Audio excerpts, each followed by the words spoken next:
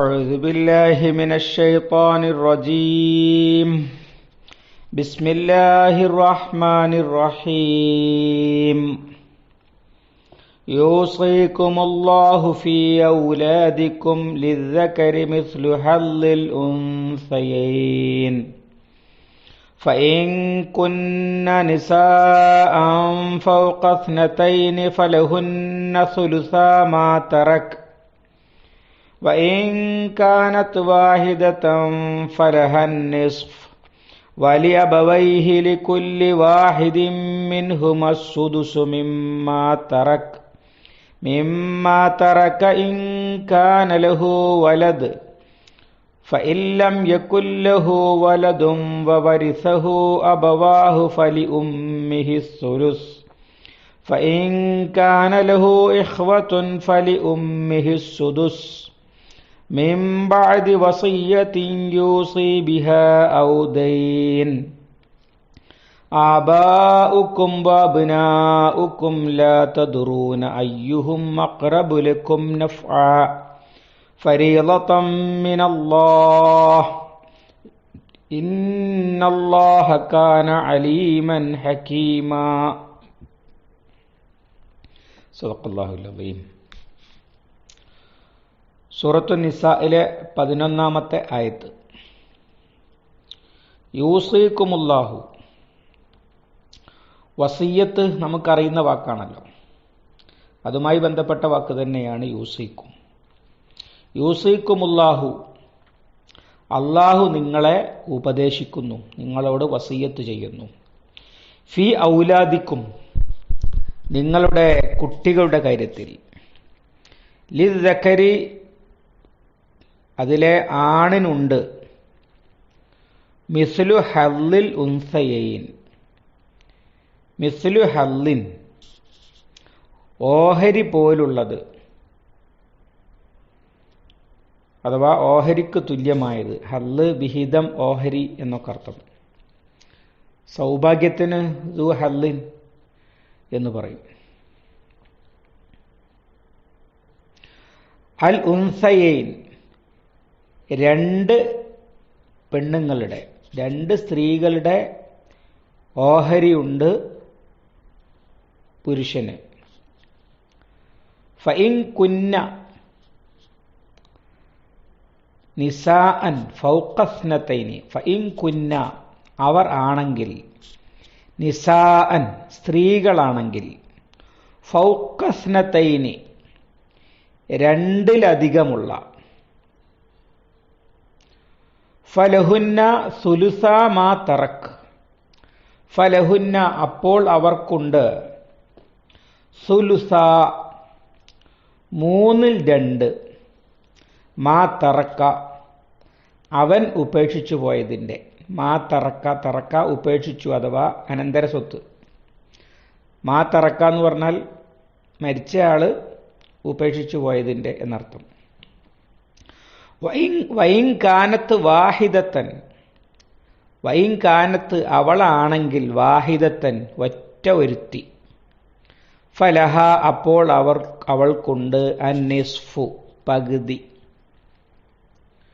നിസ്ഫു എന്ന് പറഞ്ഞത് ഉള്ളതിൻ്റെ പകുതി. വലി അബവൈഹി, അവൻ്റെ അഥവാ മരിച്ചവൻ്റെ മാതാപിതാക്കൾക്കുണ്ട്. അബവാഹു എന്ന് അബ് പിതാവാണ്, അബവൈനി മാതാവും പിതാവുമാണ്. ഏതുപോലെ വാലിദ് വാലിദൈനി, വാലിദ് പിതാവാണ്, വാലിദൈനി എന്ന് പറഞ്ഞാൽ മാതാവും പിതാവുമാണ്. നേരത്തെ വന്നല്ലോ ആയത്തിൽ തന്നെ. വലി അബവൈഹി, അവൻ്റെ മാതാപിതാക്കൾക്കുണ്ട്, ലിക്കുല്ലി വാഹിദി മിൻഹുമ, അതിൽ രണ്ടിൽ ഓരോരുത്തർക്കും, അഥവാ മാതാവിനും പിതാവിനുമുണ്ട്, അസുദുസു, 1/6, മിമ്മാ തറക്ക, മരിച്ചയാൾ ഉപേക്ഷിച്ചു പോയതിൽ നിന്ന്. ഇൻ കാന ലഹു വലതുൻ, മരിച്ചയാൾക്ക് കുട്ടിയുണ്ടെങ്കിൽ, അഥവാ സന്താനമുണ്ടെങ്കിൽ. ഫഇല്ലം യക്കുൻ ലഹു വലതുൻ, ഫ അപ്പോൾ ഇല്ലം യക്കുൻ അവനുണ്ടായിട്ടില്ല, ലഹു ഇല്ലം യക്കുൻ ഉണ്ടായിട്ടില്ല, ലഹു അവന് വലതുൻ സന്താനം, വരിസഹു അബവാഹു അവൻ്റെ മാതാപിതാക്കൾ അവനെ അനന്തരമെടുക്കും. വരിസഹു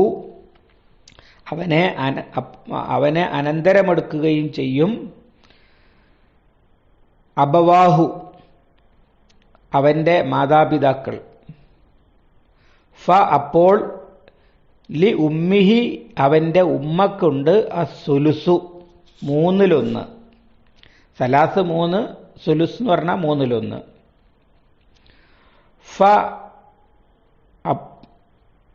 ഇൻ കാന ലഹു ഇഖ്വത്തുൻ എന്നാൽ അവന് സഹോദരന്മാരുണ്ടെങ്കിൽ, ഇൻ കാന ലഹു മരിച്ചയാൾക്കുണ്ടെങ്കിൽ, ഇഖ്വത്തുൻ അഖുൻ ജമ്മ് ഇഖ്വത്തുൻ സഹോദരന്മാർ, അപ്പോൾ ലി ഉമ്മിഹി സുദുസ് അപ്പോൾ ഉമ്മാക്ക് 6/1 കൊടുക്കുക. മിൻ ബഅദി വസിയ്യത്തിൻ യൂസി ബിഹാ ഔ ദൈനിൻ, മിൻ ബഅദി വസിയ്യത്തിൻ യൂസി ബിഹാ, മിൻ ബഅദി വസിയ്യത്തിൻ വസിയ്യത്തിന് ശേഷം, യൂസി അവൻ വസിയ്യത്ത് ചെയ്യുന്നു, ബിഹ അതുകൊണ്ട്, അഥവാ മരിച്ചയാള് വസിയ്യത്ത് ചെയ്തിട്ടുള്ള വസിയ്യത്തിന്റെ ശേഷമാകുന്നു. ഔ ദൈനിൻ അല്ലെങ്കിൽ കടത്തിന്റെ ശേഷമാകുന്നു. ആബാഉക്കും അബ്നാഉക്കും, ആബാഉക്കും നിങ്ങളുടെ പിതാക്കൾ, അബ്നാഉക്കും നിങ്ങളുടെ മക്കൾ, ലാ തദറൂന നിങ്ങൾ അറിയുന്നില്ല, അയ്യുഹും അവരിൽ ആരാണ്, അഖ്റബ് അഖ്റബ് ഏറ്റവും അടുത്തവർ, ലക്കും നിങ്ങൾക്ക്, നഫ്അൻ ഉപകാരത്താൽ അല്ലെങ്കിൽ പ്രയോജനത്താൽ, ഫരീളത്തൻ മിനല്ലാഹ് ഫരീളത്തൻ ഫർലായ നിലയിൽ, അഥവാ നിർണയിക്കപ്പെട്ട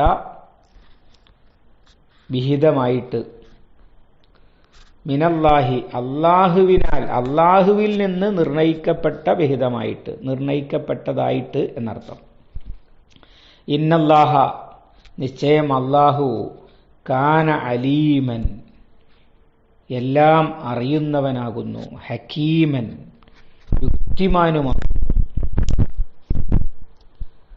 അനന്തരാവകാശത്തെ വിശദമാക്കുന്ന ആയത്തുകളിൽ ഏറ്റവും പ്രധാനപ്പെട്ട ആയത്തുകളാണ് ഇതും തൊട്ടടുത്തതും, അഥവാ 11ഉം 12ഉം, പിന്നെ ഈ സൂറത്തിലെ അവസാനത്തെ ആയത്തുകളും. അതിൻ്റെ ആമുഖമായി പറഞ്ഞതാണ് ഇതിൻ്റെ മുമ്പുള്ള ലിർരിജാലി നസീബും മിമ്മാ തറക്കൽ വാലിദാനി വൽ അഖ്റബൂൻ 7ാമത്തെ ആയത്ത്, 8ാമത്തെ ആയത്ത്, അതുപോലെ 9ാമത്തെ ആയത്തും ഒക്കെ ഇതിൻ്റെ ആമുഖം എന്ന നിലയിൽ അല്ലാഹു തആല സൂചിപ്പിച്ചതാണ്. ചില പണ്ഡിതന്മാര് ലിർരിജാലി നസീബും മിമ്മാ തറക്ക വാലിദാനി എന്ന് തുടങ്ങുന്ന ആയത്ത് 7ാമത്തെ ആയത്തിന്റെ വിശദീകരണമാണ് ഈ ആയത്തുകൾ എന്ന് പറഞ്ഞത് തഫ്സീറുകളിൽ കാണാൻ കഴിയും. അനന്തരാവകാശം എന്ന് പറയുന്നത്, അതിനെക്കുറിച്ച് മൊത്തത്തിൽ ചില കാര്യങ്ങൾ നമ്മൾ മനസ്സിലാക്കേണ്ടതുണ്ട്. അത് വളരെ പ്രധാനപ്പെട്ട ഒരു കാര്യമാണ്. നബി സല്ലല്ലാഹു അലൈഹി വസല്ലമ ഒരു വിജ്ഞാനം എന്ന നിലയിൽ ഏറ്റവും കൂടുതൽ പഠിപ്പിക്കാൻ പ്രോത്സാഹിപ്പിച്ച ഒരുപാട് ഹദീസുകൾ നമുക്ക് കാണാൻ കഴിയും. അത് ഇൽമുൽ ഫറായിദാണ്, അനന്തരാവകാശ ജ്ഞാനം. നമ്മുടെ സമൂഹത്തിൽ വളരെ കുറച്ച് ആളുകൾക്ക് മാത്രം അറിയുന്നതും ഈ ഏറ്റവും കൂടുതൽ പ്രോത്സാഹിപ്പിച്ച വിജ്ഞാനം തന്നെയാണ്. അതിൻ്റെ ഫലമായി ധാരാളം അനർത്ഥങ്ങൾ, കയ്യൂക്കുള്ളവർ സ്വത്ത് കൈവശപ്പെടുത്തുക, അവകാശികൾക്ക് അവകാശം നിഷേധിക്കുക, ന്യായമായ അവകാശവാദങ്ങളല്ലാത്ത അവകാശവാദങ്ങളുമായി ആളുകൾ വന്ന് പരസ്പരം തർക്കിക്കുക, എന്നിട്ട് വളരെ അടുത്ത രക്തബന്ധുക്കൾ ശത്രുക്കളായി മാറുക, സ്വത്ത് സിവിൽ കേസുകളായി പതിറ്റാണ്ടുകൾ കോടതിയിൽ കുടുങ്ങിക്കിടന്ന് ഒന്നും ചെയ്യാൻ പറ്റാതെ കിടക്കുക, പലപ്പോഴും കൊലപാതകങ്ങൾ വരെ സംഭവിക്കുക, ഇങ്ങനെയൊക്കെ നമുക്ക് കാണാൻ കഴിയും. അതിൻ്റെയൊക്കെ അടിസ്ഥാന കാരണം ഈ വിഷയത്തെ സംബന്ധിച്ച് അള്ളാഹുവും അവൻ്റെ ദീനും എന്താണ് പഠിപ്പിച്ചിട്ടുള്ളത് എന്ന് വ്യക്തമായി മനസ്സിലാക്കുകയോ അതനുസരിച്ച് ജീവിക്കണമെന്ന് ജാഗ്രത പുലർത്തുകയോ ചെയ്യാത്ത സ്വത്ത് വീതം വെക്കുന്ന സന്ദർഭത്തിൽ അന്തക്കേടുകളും അതുപോലെ സ്വാർത്ഥങ്ങളും നടപ്പാക്കാൻ ശ്രമിക്കുന്നത്, ദേഹേച്ഛയ്ക്ക് കീഴ്പ്പെട്ട് സ്വാർത്ഥങ്ങൾ നടപ്പിലാക്കാൻ മനുഷ്യർ ശ്രമിക്കുന്നതിൻ്റെ ഒക്കെ ഫലമാണ്. നബി സല്ലല്ലാഹു അലൈഹി വസല്ലമ പറഞ്ഞ ഒരു വാചകത്തിൽ നിന്ന് ഇതിൻ്റെ പ്രാധാന്യം നമുക്ക് മനസ്സിലാകും. അൽ ഇൽമു സലാസുൻ, വിജ്ഞാനം എന്ന് പറഞ്ഞാൽ തന്നെ 3 സാധനങ്ങളാണ്. വമാ സിവാ ദാലിക ഫഹുവ ഫളലുൻ, അതല്ലാത്തത്, അത് കൂടാതെയുള്ള ജ്ഞാനങ്ങളൊക്കെ എക്സ്ട്രയാണ്, അഥവാ അതിൻ്റെ ബാലൻസ് അല്ലെങ്കിൽ ബോണസ് മാത്രമാണ്. ആയത്തുൻ മുഹ്കമത്തുൻ, പരിശുദ്ധ ഖുർആനിലെ മുഹ്കമാത്തായ ആയത്തുകൾ. സൂറ ആൽ ഇംറാന്റെ തുടക്കത്തിൽ നമ്മളത് പഠിച്ചതും വിശദീകരിച്ചതുമാണ്. രണ്ടാമത്തേത് ഔ സുന്നത്തുൻ ഖായിമത്തുൻ, അല്ലെങ്കിൽ നിലനിൽക്കുന്ന സുന്നത്ത് അഥവാ സ്ഥിരപ്പെട്ട സുന്നത്ത്, റസൂലുള്ള പഠിപ്പിച്ചത് തന്നെയാണ് എന്ന് തെളിഞ്ഞ ബോധ്യപ്പെട്ട തെളിവുള്ള സുന്നത്തുകൾ. ഔ ഫരീളത്തുൻ ആദിലത്തുൻ, അല്ലെങ്കിൽ നീതിപൂർവമായ അനന്തരാവകാശം. 3 വിജ്ഞാനമാണ്. അപ്പോൾ അനന്തരാവകാശ ജ്ഞാനം എന്ന് പറയുന്നത് ഖുർആനിലും സുന്നത്തിലും ഉള്ളതായിട്ടും നബി സല്ലല്ലാഹു അലൈഹി വസല്ലമ അത് പഠിക്കാൻ പ്രത്യേകം എടുത്തു പറഞ്ഞ് പ്രോത്സാഹിപ്പിച്ചതാണ് നമുക്ക് കാണാൻ കഴിയുക. ഇമാം അബൂദാവൂദ് അബ്ദുല്ലാഹി ബിൻ അംർ റളിയല്ലാഹു അൻഹുവിൽ നിന്ന് ഉദ്ധരിക്കുന്ന ഹദീസിലാണ് അത് കാണാൻ കഴിയുക. അതുപോലെ അബൂ ഹുറൈറ റളിയല്ലാഹു അൻഹു ഉദ്ധരിക്കുന്നത് കാണാൻ കഴിയും. ഖാല റസൂലുള്ളാഹി സ്വല്ലല്ലാഹു അലൈഹി വസല്ലം തഅല്ലമുൽ ഫറാഇദ വഅല്ലിമൂഹു നാസ ഫഇന്നഹു നിസ്ഫുൽ ഇൽമി. നിങ്ങൾ ഫറായിദ് അഥവാ അനന്തരാവകാശം വീതിക്കൽ പഠിക്കുക. വഅല്ലിമൂഹു നാസ, അത് ജനങ്ങളെ പഠിപ്പിക്കുകയും ചെയ്യുക. ഫഇന്നഹു നിസ്ഫുൽ ഇൽമി, അത് വിജ്ഞാനത്തിൻ്റെ പകുതിയാകുന്നു. ജ്ഞാനത്തിൻ്റെ പകുതി എന്നത് അതിൻ്റെ പ്രാധാന്യം മനസ്സിലാക്കാനാണ്. വഹുവ അവ്വലു ശൈഇൻ യുൻസ, മറക്കപ്പെടുന്ന, ജനങ്ങൾ മറന്നുകളയുന്ന ആദ്യത്തെ കാര്യം അതായിരിക്കും. വഹുവ അവ്വലു ശൈഇൻ യുൻസഉ മിൻ ഉമ്മത്തി, എൻ്റെ ഉമ്മത്തിൽ നിന്ന് നീക്കം ചെയ്യപ്പെടുന്ന ആദ്യത്തെ കാര്യം അതായിരിക്കും. ഇങ്ങനെ ധാരാളം റിപ്പോർട്ടുകൾ അത് സംബന്ധിച്ച് കാണാൻ കഴിയുന്നതാണ്. ഒരുപാട് ഹദീസുകളിൽ നബി സല്ലല്ലാഹു അലൈഹി വസല്ലമ ഇത് പഠിക്കാൻ പ്രേരിപ്പിച്ചിട്ടുണ്ട്. പക്ഷേ നമ്മുടെ നാട്ടിൽ പണ്ഡിതന്മാരായ ആളുകൾ പോലും അത് പഠിക്കാൻ മെനക്കെടുന്നത് വളരെ കുറവാണ്. അതിൻ്റെ ഒന്നാമത്തെ ഒരു നമ്മുടെ സാഹചര്യം കൊണ്ട് വന്നൊരു കാരണമുണ്ട്. പണ്ടൊക്കെ, ഇപ്പോൾ മാറിയിട്ടുണ്ട്. പണ്ടൊക്കെ ഒരു ഏതാനും ഒരു 10 വർഷം മുമ്പ് വരെ കണ്ടിരുന്നൊരു സ്ഥിതി, സ്കൂൾ വിദ്യാഭ്യാസത്തിലൊക്കെ പരാജയപ്പെടുന്ന ആളുകളെയാണ് പലപ്പോഴും ദീന് പഠിക്കാൻ വേണ്ടി പറഞ്ഞേക്കുക. അവർ കണക്കിലൊക്കെ കുറച്ച് ബാക്കിലായിരിക്കും സ്വാഭാവികമായിട്ടും. അപ്പോൾ ഇതാണെങ്കിൽ കണക്കുമായി നല്ല ബന്ധമുള്ള ആളുകൾക്കാണ് എളുപ്പം മനസ്സിലാക്കുകയുള്ളൂ. ലസാഗു പോലെയുള്ള കണക്കിൽ നമ്മൾ പഠിച്ചിട്ടുള്ള LCM അതൊക്കെ വളരെ അത്യാവശ്യമായി വരുന്ന ഒരു സ്ഥിതിയാണ്. ഇപ്പോൾ ചില സൗകര്യങ്ങളുണ്ട്. ഇപ്പോൾ ചില ആപ്പുകളും വെബ്സൈറ്റുകളുമൊക്കെ നമ്മൾ ഉള്ള ആളുകളുടെ പേര് അതിലങ്ങോട്ട് അടിച്ചു കൊടുത്താൽ എത്രയാണ് സ്വത്തുള്ളതൊന്നും കൊടുത്താൽ ഓരോരുത്തരുടെയും വിഹിതം എത്രയാണെന്ന് ഇങ്ങോട്ട് പറഞ്ഞു തരുന്ന ആപ്പുകളും ഒക്കെ ഇപ്പോൾ അൽഹംദുലില്ലാഹ് ലഭ്യമാണ്. ഏതായാലും ഇതൊന്ന് ശരിയായി പഠിച്ചാൽ നമുക്ക് രക്തബന്ധുക്കൾ ശത്രുക്കളാകുന്നത് ഒഴിവാക്കാൻ കഴിയും. അതുപോലെ സ്വത്ത് കോടതി കയറി കിടക്കുന്നത് ഒഴിവാക്കാൻ കഴിയും.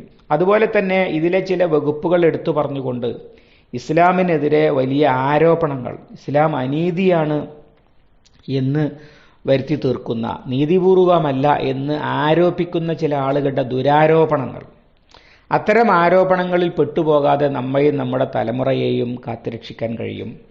ഇങ്ങനെയൊക്കെയുള്ള ഒരുപാട് ഗുണങ്ങൾ ഇത് പഠിച്ചാൽ നമുക്കുണ്ട്. ചിലതൊക്കെ വലിയ തെറ്റിദ്ധാരണയാണ്. ഇപ്പോൾ നിയമജ്ഞരായ ആളുകളോട്, നിയമവിദ്യാർത്ഥികളോട് പോലും ചോദിച്ചാൽ അറിയാം, ഇസ്ലാമിലെ അനന്തരാവകാശ നിയമം പോലെ ഭദ്രവും മനോഹരവുമായ വേറൊരു അനന്തരാവകാശ നിയമം ഒരു വ്യക്തി നിയമത്തിലും കാണാൻ കഴിയും. ഇന്ത്യൻ നിയമത്തിൽ പോലും ഇത് ഇസ്ലാമിക നിയമമാണ് ഇന്ത്യയിൽ മുസ്ലിങ്ങൾക്ക് വ്യക്തി നിയമമായി അനന്തര സ്വത്ത് വീതിക്കുന്നതിന് ഭരണഘടന അനുവദിച്ചിട്ടുള്ളത്. അതുപോലെ ക്രിസ്ത്യാനികൾക്ക് ക്രിസ്ത്യൻ വ്യക്തി നിയമമുണ്ട്, ഹിന്ദു കോഡുണ്ട്, ഇങ്ങനെ ഓരോന്നിനും ഓരോ വ്യക്തി നിയമമുണ്ട്. അതിലൊക്കെ അവരുടേതായ അനന്തരാവകാശ നിയമമുണ്ട്. പക്ഷെ അതൊക്കെ പഠിച്ചു നോക്കിയാൽ അറിയാം, അതിൽ ഏറ്റവും മുന്തി നിൽക്കുന്നത്, ഏറ്റവും ഭദ്രവും മനോഹരവുമായ അനന്തരാവകാശ നിയമം ദീനുൽ ഇസ്ലാമിൻ്റെ അനന്തരാവകാശ നിയമമാണ് എന്ന്. അതേ സംബന്ധിച്ചുള്ള ആരോപണങ്ങൾ അത് നമുക്ക് ആയത്തിൻ്റെ ഇടയിൽ കൈകാര്യം ചെയ്യാം. ഇനി ആയത്തിലേക്ക് പ്രവേശിക്കാം. യൂസിക്കുമുല്ലാഹു ഫി ഔലാദിക്കും, അള്ളാഹു നിങ്ങൾക്ക് വസിയത്ത് ചെയ്യുന്നു നിങ്ങളുടെ സന്താനങ്ങളുടെ കാര്യത്തിൽ. ഈ യൂസിക്കും എന്ന വാക്ക് സൂചിപ്പിക്കുന്നത് സൂറത്തുൽ ബഖറയിൽ ഈ സൂറത്തുൽ നിസായിലെ ആയത്ത് ഇറങ്ങുന്നതിൻ്റെ കുറെ മുന്നേ ഇറങ്ങിയൊരു ആയത്ത് അവിടെയുണ്ട്. അത് നമ്മൾ പഠിച്ചതാണ്. 180 ആയത്ത് എൻ്റെ യൂട്യൂബിലോ മറ്റോ കേൾക്കുകയാണെങ്കിൽ നിങ്ങൾക്കത് കൂടുതൽ വ്യക്തമാകും. കുത്തിബ അലൈക്കും ഇദാ ഹദറ അഹദക്കുമുൽ മൗത്തു ഇൻ തറക ഖൈറനിൽ വസിയ്യത്തു ലിൽ വാലിദൈനി വൽ അഖറബീന ബിൽ മഅറൂഫ് ഹഖൻ അലൽ മുത്തഖീൻ. മരണമാസന്നമായ ആളുകൾ മാതാപിതാക്കൾക്കും അടുത്ത ബന്ധുക്കൾക്കും നല്ല നിലയിൽ വസിയത്ത് ചെയ്യൽ ബാധ്യതയാകുന്നു. അതിൻ്റെ വിശദീകരണം അവിടെ ഉണ്ട്. അതിപ്പോൾ ആവർത്തിക്കാൻ അല്ലെങ്കിൽ ഇവിടെ സമയം കൂടുതലായിരിക്കും. അങ്ങനെ വസിയത്ത് കൽപ്പിച്ച അല്ലാഹു തആല വസിയത്ത് കൽപ്പന റദ്ദാക്കിയത് ഈ ആയത്തിലൂടെയാണ്. നിങ്ങൾ വസിയത്ത് ചെയ്യണമെന്ന് പറഞ്ഞു, പിന്നെ അല്ലാഹു പറഞ്ഞു ഞാൻ വസിയത്ത് ചെയ്യുന്നു.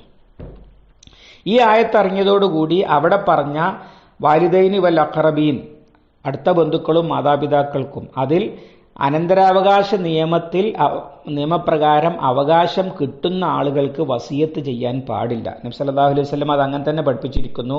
ലാ വസിയത്ത ലിൽ വാരിസ്, അനന്തരാവകാശിക്ക് വസിയത്തില്ല. അഥവാ ഇപ്പോൾ ഒരാൾ മരിക്കാൻ കിടക്കുമ്പോൾ അയാളുടെ മകൾക്ക് അല്ലെങ്കിൽ മകന് ഇത്ര കൊടുക്കണം എന്ന് പ്രത്യേകം വസിയത്ത് ചെയ്യാൻ പാടില്ല. ചെയ്താൽ തന്നെ അത് നടപ്പിലാക്കേണ്ടതുമില്ല. അത് കഴിഞ്ഞ ആ ആയത്തിന്റെ വിശദീകരണത്തിൽ പറഞ്ഞിട്ടുണ്ട്. താല്പര്യമുള്ളവർക്ക് അതെടുത്ത് വീണ്ടും കേട്ടാൽ മതി. അങ്ങനെ ആ വസിയത്തിനെ റദ്ദാക്കുന്നതിന് വേണ്ടിയാണ് ഇവിടെ യൂസിക്കുമുല്ലാഹു എന്ന് അല്ലാഹു തആല പ്രയോഗിച്ചിരിക്കുന്നത്. അഥവാ നിങ്ങൾ ഇനി വസിയത്ത് ചെയ്യേണ്ട, ഞാനത് ചെയ്തു. ഇനി ഞാൻ വസിയത്ത് ചെയ്തതിനെതിരെ നിങ്ങളാരും വസിയത്ത് ചെയ്യരുത് എന്നതുകൂടി അതിന്റെ സൂചനയാണ്. അതുകൊണ്ടാണ് ലാ വസിയത്ത് ലി വാരിസിൻ, അനന്തരാവകാശിക്ക് വസിയത്തില്ല എന്ന് പറയുന്നത്. അള്ളാഹുവിൻ്റെ ഒന്നാമത്തെ വസിയത്തിന് എന്താണ്? ലിദ്ദക്രി മിസ്ലു ഹല്ലിൽ ഉൻസയൈൻ, ഒരു ആണിന് 2 പെണ്ണിൻ്റെ വിഹിതമുണ്ട്. അപ്പോൾ പെണ്ണിൻ്റെ വിഹിതമാണ് അടിസ്ഥാനം എന്ന് പറയുന്നത്. അങ്ങനത്തെ 2 എണ്ണം ഉണ്ടാകും മക്കൾക്കിടയിൽ സ്വത്ത് വീതിക്കുമ്പോൾ.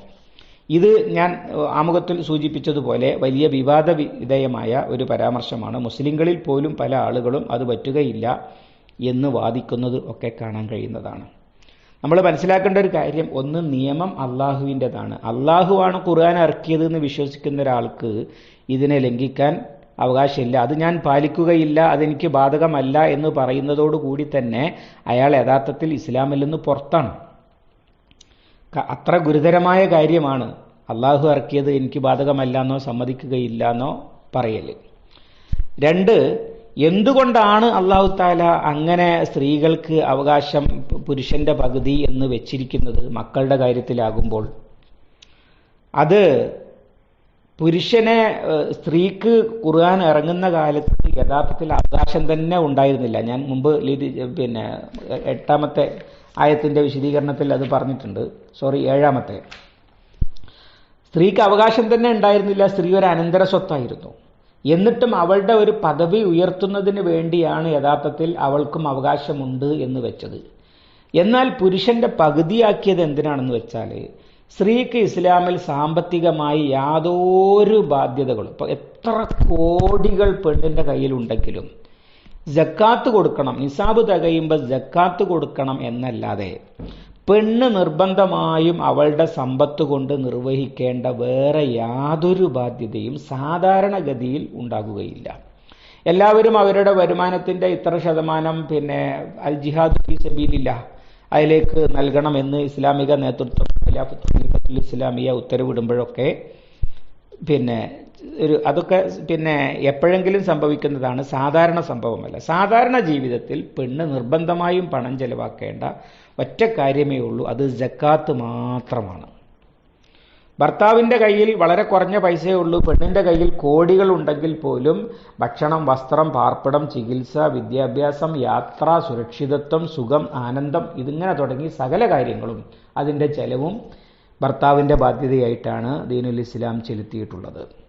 അപ്പം പിന്നെ എന്തിനാണ് പെണ്ണിന് ഈ പണം? അവളുടെ അന്തസ്സ് ഉയർത്താൻ വേണ്ടി മാത്രം കൊടുത്തതാണ്. അവളുടെ ആവശ്യങ്ങൾ മുഴുവൻ നിറവേറ്റേണ്ടത് വിവാഹം വരെ പിതാവും വിവാഹത്തിന് ശേഷം ഭർത്താവുമാണ്.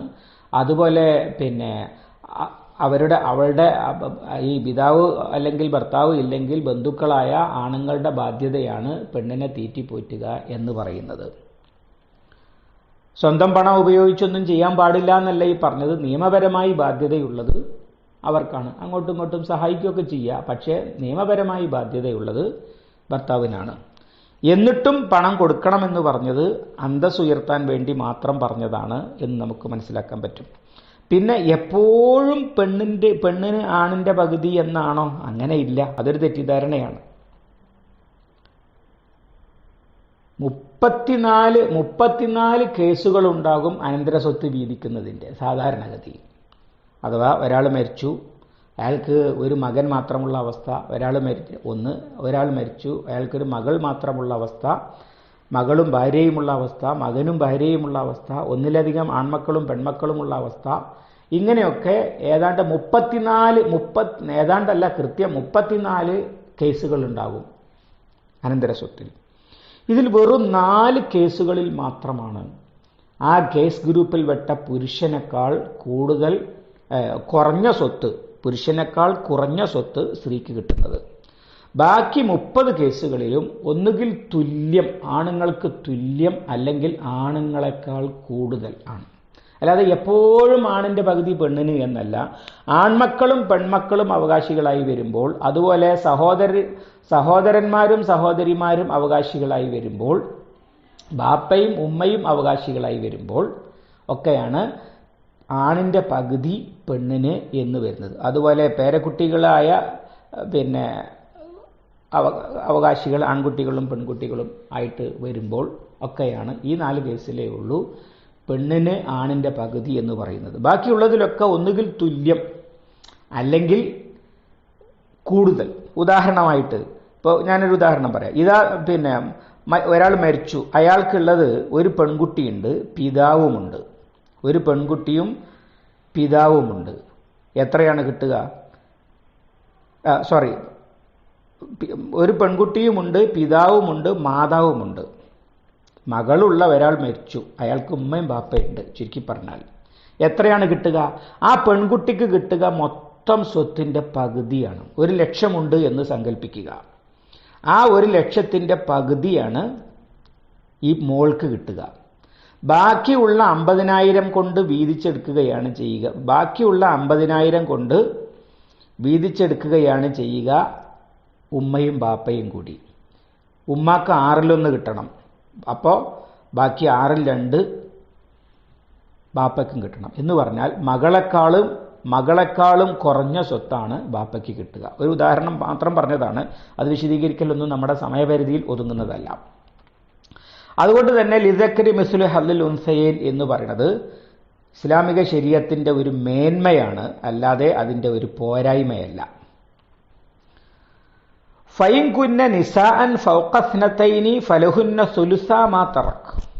ഫൈൻ കുന്ന നിസാഅൻ, ഇനി അവർ സ്ത്രീകളാണ്, പെൺമക്കൾ മാത്രമാണ് മരിച്ച ആൾക്കുള്ളത്.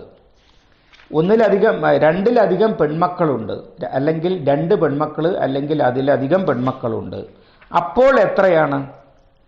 അതേ സംബന്ധിച്ച് ആണ് ഈ പറയുന്നത്. അപ്പോൾ പെൺമക്കൾക്ക് എല്ലാവർക്കും കൂടി കൊടുക്കുക 3/2 ആണ്.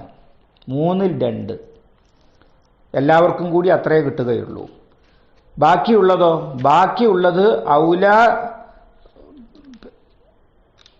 ഔലാ റജുലിൻ ദക്കറിൻ,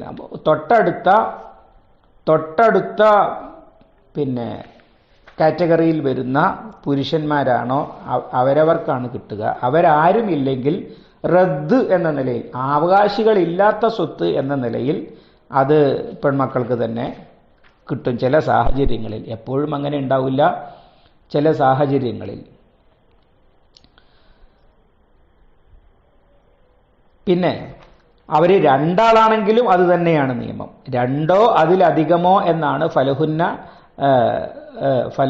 എന്ന് പറയുന്നതിൻ്റെ. ഫൈൻകുന്ന നിസാഅൻ ഫൗഖസ്നതൈനി എന്ന് പറഞ്ഞാൽ എല്ലാ മുഫസ്സിറുകളും ഏകീകരിച്ച് പറഞ്ഞിട്ടുള്ളത് രണ്ടും. കാരണം അത്തരം പ്രയോഗങ്ങൾ ഖുർആനിൽ വേറെയുണ്ട്, അതുകൊണ്ടാണ് അങ്ങനെ അർത്ഥം വരുന്നത് അതിന്. അപ്പം രണ്ടാളാണെങ്കിലും 2/3, രണ്ടിലധികം ആളുകളാണെങ്കിലും 2/3 എല്ലാവർക്കും കൂടി കിട്ടുകയാണ് ചെയ്യുക. ഇനിയുള്ളതൊക്കെ കേസുകളാണ്, അത് നമുക്ക് വേഗം അങ്ങ് പറഞ്ഞു പോകാവുന്നതാണ്. വലിയ അബവൈഹി ലിക്കുല്ലി വാഹിദി മിൻഹുമ വൈൻ കാനത്ത് വാഹിദത്തൻ ഫലഹൻ നിസ്ഫു. ഞാൻ നേരത്തെ ഉദാഹരണത്തിൽ പറഞ്ഞ സംഭവം.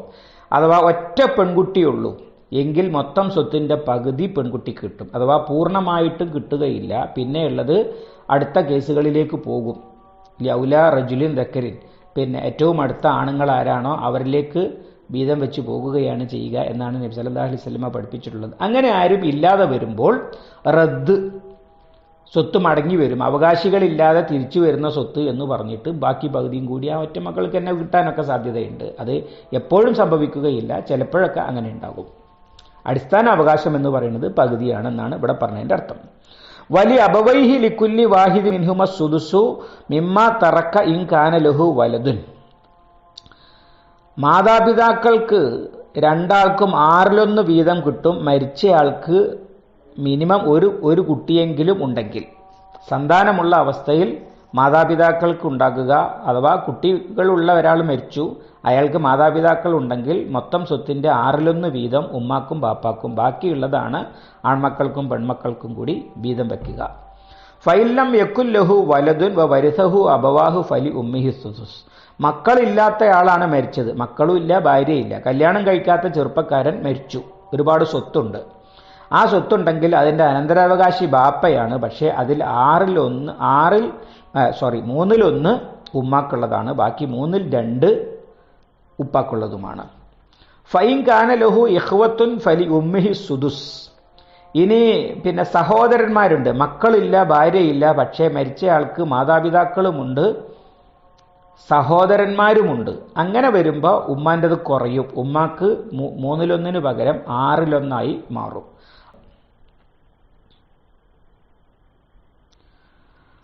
മിൻ ബഅദി വസിയ്യത്തിൻ യൂസി ബിഹ ഔ ദൈനിൻ. ഇത് സ്വത്ത് വീതിക്കേണ്ടത് വസിയ്യത്തും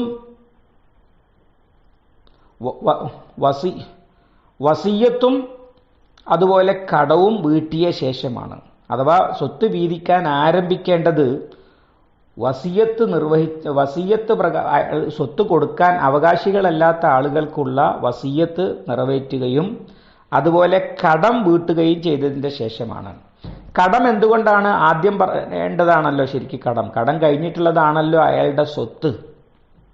വസിയ്യത്ത് പോലും നടപ്പിലാക്കേണ്ടത് കടം വീട്ടിയ ശേഷമാണ്. കാരണം കടം അയാൾക്ക് ബാധ്യതയുള്ളതാണ്, വസിയ്യത്ത് അയാൾക്ക് സ്വത്തുണ്ടെങ്കിൽ കൊടുക്കേണ്ടതുമാണ്.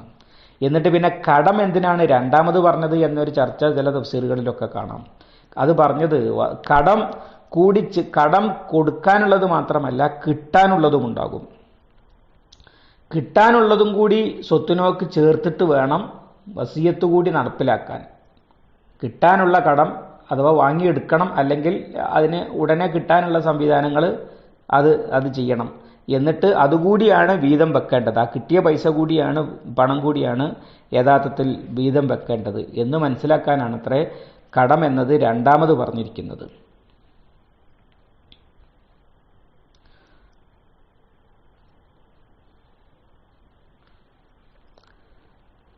പിന്നെ മീൻബാഴി വസിയത്തിൻ യൂസി ബിഹ ഔദൈൻ. ഇനി അള്ളാഹു ഒരു ന്യായം പറയാണ്. ആബാഉക്കും വ അബ്നാഉക്കും ലാ തദറൂന അയ്യുഹും അഖ്റബു ലക്കും നഫ്ആ. എന്താണ് ഇങ്ങനെ മാതാപിതാക്കൾക്ക് കൊടുക്കണം എന്നൊക്കെ പറഞ്ഞാൽ ആ വയസ്സന്മാർക്ക് എന്തിനാണ് സ്വത്ത് എന്നൊക്കെയുള്ള യുക്തി ചോദ്യങ്ങൾ സമൂഹത്തിലുണ്ടാകാം. അള്ളാഹിൻ്റെ മറുപടി, ആരാണ് നിങ്ങൾക്ക് യഥാർത്ഥത്തിൽ കൂടുതൽ ഉപയോഗപ്പെടുക എന്ന് നിങ്ങൾക്കറിയില്ല, അത് അള്ളാഹുവിനാണ് അറിയുക. ഈ പറഞ്ഞതിലൊരു വലിയ തത്വമുണ്ട്. അതെന്താണെന്ന് വെച്ചാൽ, സ്വത്ത് എൻ്റെ മരണശേഷം എൻ്റെ മാതാപിതാക്കൾക്ക് മുഴുവൻ എൻ്റെ മക്കൾക്ക് കൊടുക്കാതെ മാതാപിതാക്കൾക്ക് കിട്ടിയത് കൊണ്ട് ഇപ്പം എന്താ കാര്യം എന്നാണല്ലോ ആളുകൾ ചിന്തിക്കുക. സ്വത്ത് ഉണ്ടായിരിക്കെ തന്നെ പ്രയോജനം കിട്ടുന്നുണ്ട്. രോഗി ആയിട്ട് കിടക്കുകയാണ് ഒരാൾ, അയാൾക്ക് കൊച്ചു കുഞ്ഞുങ്ങളുണ്ട്, മാതാപിതാക്കളുമുണ്ട്. മാതാപിതാക്കൾ ഇയാളെ വലിയ പണം ചെലവാക്കി ശുശ്രൂഷിക്കുകയാണ്. അപ്പോൾ അവരുടെ ഒരു ബേജാറുണ്ട്, കടം വന്നാൽ എങ്ങനെ വീട്ടും? അത് സാരില്ല, അവന് സ്വത്തുണ്ടല്ലോ, അവൻ ജീവിച്ചിരിക്കുകയാണെങ്കിൽ അവൻ തന്നെ അവൻ്റെ സ്വത്ത് കൊണ്ട് വീട്ടും, അവൻ മരിച്ചാൽ ഞങ്ങൾ അവൻ്റെ അനന്തര സ്വത്ത് കൊണ്ട് വീട്ടും എന്നൊരു ഗ്യാരണ്ടി ഉണ്ടാകും.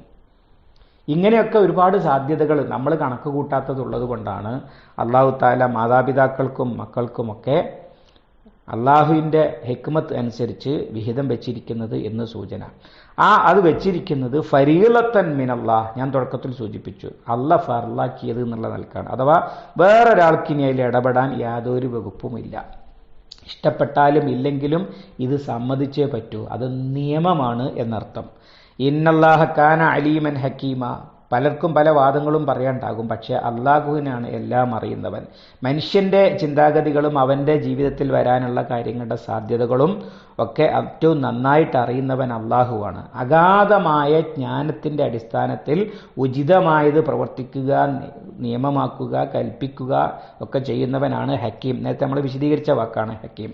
അതിവിടെ എടുത്തു പറഞ്ഞിരിക്കുന്നു. അള്ളാഹുവാണ് ഈ കാര്യത്തെക്കുറിച്ച് നിയമം പറയാൻ ഏറ്റവും യോഗ്യനും അർഹനും കഴിവുള്ളവനും അള്ളാഹുവാണ്. അതുകൊണ്ട് അള്ളാഹു പറഞ്ഞത് എനിക്ക് സ്വീകാര്യമാണ് എന്ന് തീരുമാനിക്കുകയാണ് മുഅ്മിൻ എന്ന് പറയുമ്പോൾ. ഇടയ്ക്ക് മുറിക്കാൻ കഴിയാത്തത് കൊണ്ടാണ് നമ്മൾ സാധാരണ എടുക്കുന്നതിൻ്റെ ഇരട്ടിയോളം സമയം വന്നിരിക്കുന്നു. എല്ലാവരും അതിൽ സഹകരിക്കണം. അള്ളാഹു സുബ്ഹാനഹു വ തആല അള്ളാഹുവിൻ്റെ ദീനിൻ്റെ നിയമങ്ങൾ ശരിയായി മനസ്സിലാക്കുവാനും അള്ളാഹുവിൻ്റെ ശിക്ഷയിൽ നിന്ന് രക്ഷപ്പെടുവാനും അള്ളാഹുവിൻ്റെ നിയമം ലംഘിക്കുന്നതുകൊണ്ടുള്ള ദുരന്തങ്ങളിൽ നിന്ന് സുരക്ഷിതരാകുവാനും നമുക്ക് തൗഫീഖ് നൽകി അനുഗ്രഹിക്കുമാറാവട്ടെ. അല്ലാഹുമ്മ അല്ലിംനാ മാ യൻഫഉനാ വൻഫഅനാ ബിമാ അല്ലംതനാ റബ്ബനാ സിദ്നാ ഇൽമൻ വഫഹ്മൻ വദിഖ്ഖത്തൻ വനദ്റ. അല്ലാഹുമ്മ ഇജ്അലിൽ ഖുർആന റബീഅ ഖുലൂബിനാ വനൂറ സുദൂരിനാ വജലാഅ ഹുസ്നിനാ وذهاب همنا وغمنا ربنا تقبل منا إنك أنت السميع العليم وتب علينا إنك أنت التواب الرحيم واغفر لنا يا غافر المذنبين وصلى الله على محمد وعلى آله وصحبه وسلم والحمد لله رب العالمين.